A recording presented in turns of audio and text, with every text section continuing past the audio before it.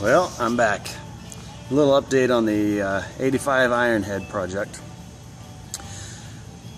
The problem I was having before was pretty tricky to figure out. A lot of people had a lot of opinions on it, and most of them were wrong.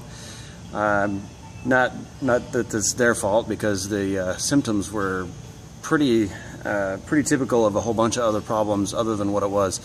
Basically, this had an aftermarket electronic ignition, one that controlled a lot of variable timing and stuff like that. So what was happening is the motherboard was going out on that, and so in the beginning, the reason it was so random is it would have to basically get pretty hot, and that motherboard would expand, and then it would short out, and the bike would shut off, and I could start it back up, and no problem. And then over time, it got worse and worse and worse until finally it just wouldn't start at all.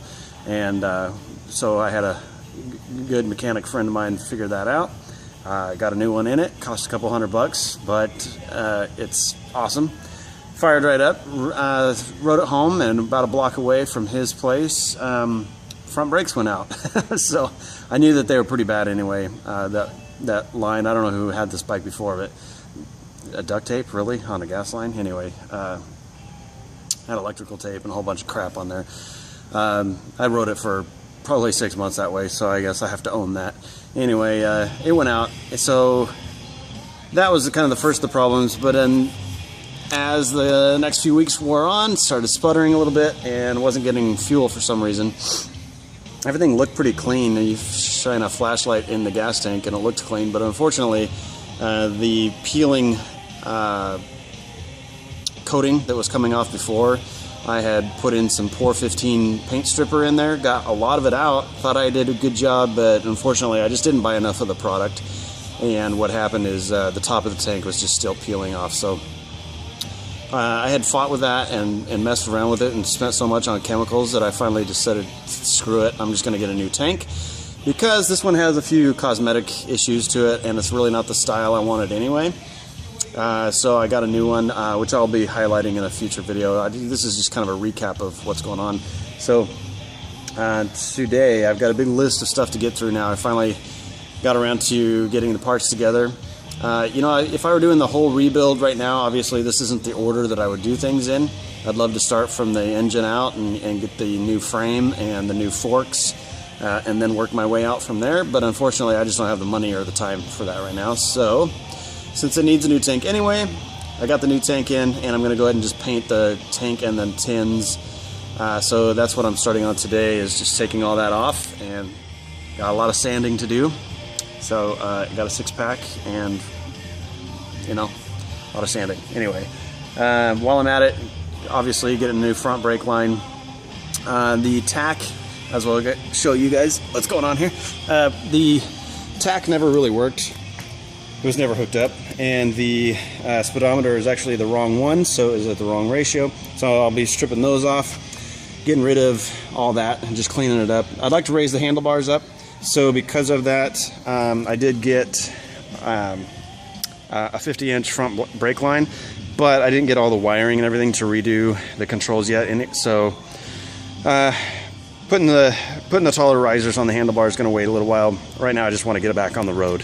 Really want to get back on the road. If I had another bike to ride, I'd just tear this down and pick at it, but this is it. So I want to just get it back on the road with what I got. So anyway, be stripping down front fender, back fender, and the tank obviously will be coming off. What else do I got here? Oh yeah, primary chain needs adjusting, so I'll be cracking into here and adjusting that primary. Also, I got this weird, I don't know if you can see it too well in this light, but got some weird Bondo crap here. I don't know what happened there in the past, but it's ugly. So I'm going to sand that down and see what I find. Hopefully nothing too bad.